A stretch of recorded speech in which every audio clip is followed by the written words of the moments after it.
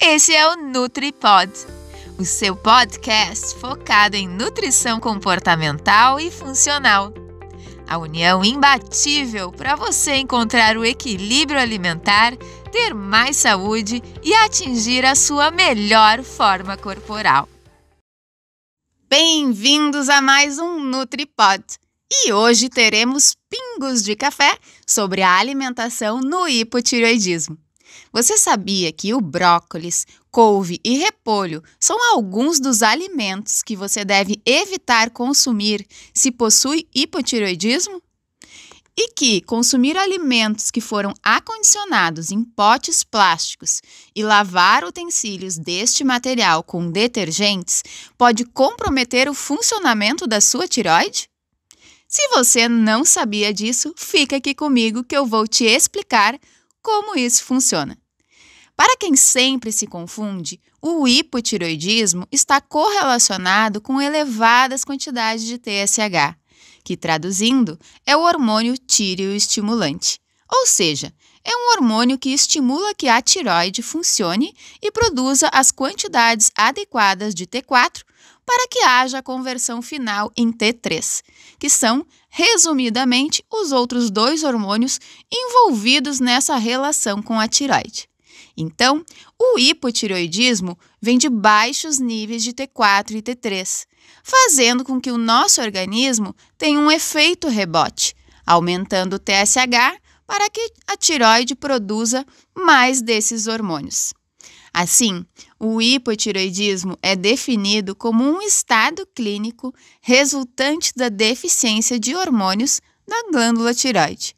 É mais comumente diagnosticado em mulheres em idades avançadas, embora ocorra em homens e indivíduos mais jovens. A deficiência dietética de iodo é a principal causa do hipotireoidismo em algumas regiões subdesenvolvidas do mundo. E na maioria dos outros países, é a tireoidite autoimune a mais comum, também chamada de Hashimoto. Decorre de uma alteração na imunidade que provoca a destruição do tecido tireoidiano e comprometimento da função glandular. A alimentação deficiente em algumas vitaminas e minerais, bem como de alguns tipos de alimentos, comumente praticados por quem faz dietas restritivas ou tem uma alimentação desequilibrada, contribuem com a diminuição da produção dos hormônios tireoidianos e, por isso, favorece o surgimento da doença ou a intensifica. E você já ouviu falar sobre hipotireoidismo subclínico? Ele é evidenciado quando os níveis dos hormônios tireoidianos estão dentro do valor de referência laboratorial, mas o TSH encontra-se elevado. Isso pode sugerir uma falência inicial da glândula tireoide, com a ausência de sintomas. Isso mesmo, você não sente nada, mas tem a doença. A prevalência desse tipo aumenta com a idade, com maior incidência também entre as mulheres. Então, é sempre bom manter os exames sanguíneos e acompanhamento com um profissional habilitado em dia, ok? E olha que fato curioso! Muitas pessoas que fazem suplementação com doses mais elevadas de biotina, para evitar a queda e fortalecer os cabelos, pode mascarar o resultado das taxas sanguíneas desses hormônios. Por isso eu sempre digo, consulte um nutricionista para tomar qualquer tipo de suplementação. Faça o acompanhamento com o profissional. Só ele vai saber te avaliar corretamente e te prescrever o que você precisa. Em consultório, já tive alguns casos desse tipo. E as pacientes não faziam ideia que estavam com hipotireoidismo. Tinham muitas queixas, como cansaço inexplicável ao final do dia, tratamentos para constipação sem resultados, dificuldade de emagrecer e até mesmo sintomas depressivos. Foi fácil saber o que elas tinham. Apenas perguntei se faziam algum tipo de suplementação, solicitei exames, corrigimos a alimentação, prescrevi vitaminas e minerais de acordo com as suas dosagens sanguíneas e encaminhei ao endocrinologista.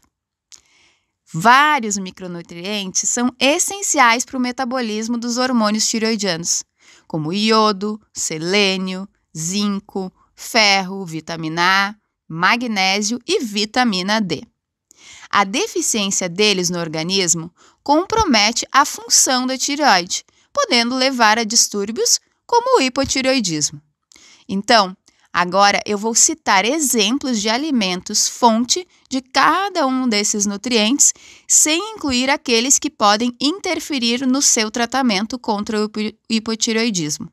Assim, como fonte de ferro, não vou citar a couve, justamente por ela conter substâncias que desaceleram a produção de T4 e a conversão em T3. Pega aí um bloco de notas que lá vamos nós! Começando pelo selênio e o zinco, eles são necessários para transformar a T4 em T3, que é o hormônio final que age diretamente no nosso corpo e metabolismo. Esses dois minerais também atuam na defesa imunológica, antioxidante e anti-inflamatória da glândula. Podemos encontrar o zinco em amêndoas, castanhas de caju, cacau, semente de linhaça triturada e gema de ovo. Já o selênio você resolve comendo 1 ou 2 castanhas do Pará por dia, que por sinal também tem uma boa quantidade de zinco.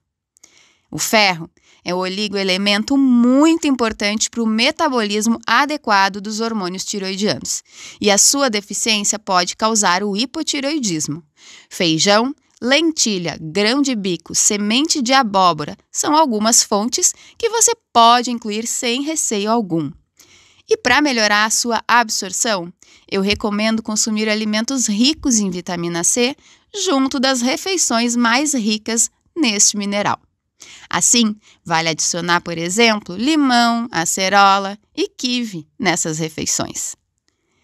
E o iodo, hein? O iodo é o elemento essencial para a síntese dos hormônios tiroidianos, além de ser essencial para o crescimento e desenvolvimento, particularmente do cérebro e do sistema nervoso central. Aqui no Brasil, os estudos apontam que não é comum ter essa deficiência. Basta você consumir o sal iodado e já consegue as quantidades diárias necessárias. Outras fontes desse micronutriente são, por exemplo, o mexilhão, o salmão, a merluza e o bacalhau. E vamos à iluminada vitamina D. Ela atua no sistema imunológico e sua deficiência pode estar associada à tireoidite de Hashimoto. E a sua principal fonte é, adivinha? 20 minutinhos de sol diariamente com o máximo de partes do corpo expostas ao nosso rei. Fontes alimentares incluem gema de ovo e peixes como salmão não criado em cativeiro, já que esses têm a sua coloração obtida por derivados de petróleo, não possuem a mesma composição em nutrientes e, quando consumidos em excesso, podem provocar alergias e deficiências visuais. Mas, tão importante quanto o que você deve consumir é o que você deve evitar. E a lista não é pequena, não. Embora certos alimentos, quando ingeridos em excesso e por longos períodos, possam interferir com o metabolismo da tireoide, a sua proibição também não é indicada, mas sim um consumo com moderação, 1 ou 2 vezes por semana. No caso das brássicas, como brócolis, couve-flor, couve de Bruxelas, couve-manteiga, nabo, rabanete, repolho, além de alho e cebola, são fontes de glicosinolatos. Esses alimentos, quando consumidos crus, com frequência, podem comprometer a síntese dos hormônios tireoidianos e induzir o surgimento do bócio e do hipotireoidismo em pacientes com baixa ingestão de iodo. E não para por aí, não. Quem tem problemas na glândula deve ficar atento ao excesso do consumo de sal, já que todo sal marinho no Brasil é iodado. O excesso de iodo também é prejudicial para a saúde porque ele aumenta o risco de desenvolver câncer de tireoide, bem como a tireoidite de Hashimoto, que é aquela doença autoimune da tireoide que citei anteriormente. E se você é do Nordeste, vale incluir no seu check-up anual a dosagem sanguínea deste mineral, pois é nessa região que os dados apontam o consumo próximo do excesso. Já na região norte, principalmente Maranhão e Amazonas, é evidenciada a deficiência. E a palavra-chave, adivinha? Equilíbrio.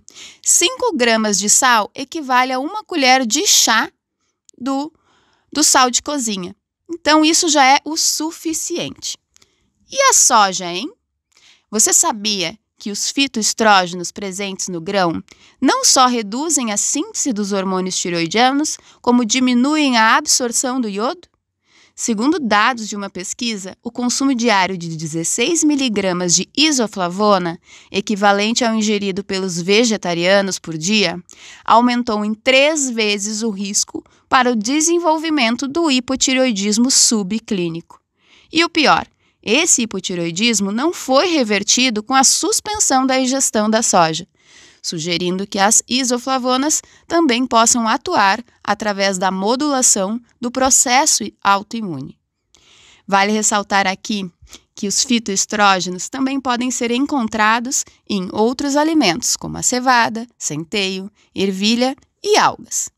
E vamos aos potes plásticos. Eles contêm dioxinas que se acumulam na tireoide.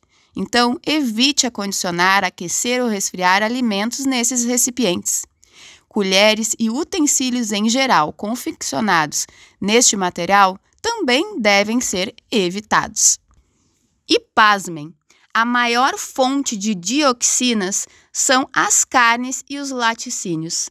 Então, está aí mais um motivo para você não consumir leite e evitar o excesso do consumo de carnes. Carbaryl e diversas outras substâncias presentes em inseticidas, fungicidas e agrotóxicos devem ser evitados. Portanto, quanto mais orgânica for a sua alimentação, menor o risco de desenvolver não só o hipotireoidismo, mas diversas outras doenças.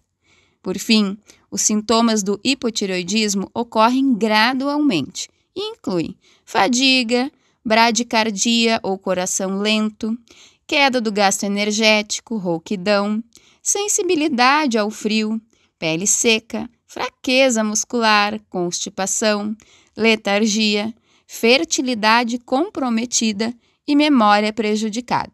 Se você suspeita que algo não vai bem, procure um profissional habilitado para fazer uma avaliação detalhada. A falta do hormônio tireoidiano pode levar ao coma mixedematoso, que é quando o paciente tem queda da temperatura corporal e ocorre lentidão de todas as funções do organismo. Isso acarreta uma fragilização do sistema imune, facilitando a instalação de outras doenças, como a pneumonia e infecções. O hipotireoidismo também pode afetar de forma importante o coração e os ossos. Cuide da sua saúde, pois ela é o seu bem mais valioso. Quer saber mais sobre esse assunto? Não conseguiu fazer anotações? Então entra no meu grupo do Telegram, que eu vou deixar aqui abaixo desse material. E quer saber como funciona os meus tratamentos? Envie a sua dúvida para o meu WhatsApp, que também estará na descrição aqui embaixo. Um abraço da Nutri e até o nosso próximo encontro aqui pelo NutriPod, o seu canal de nutrição comportamental e funcional.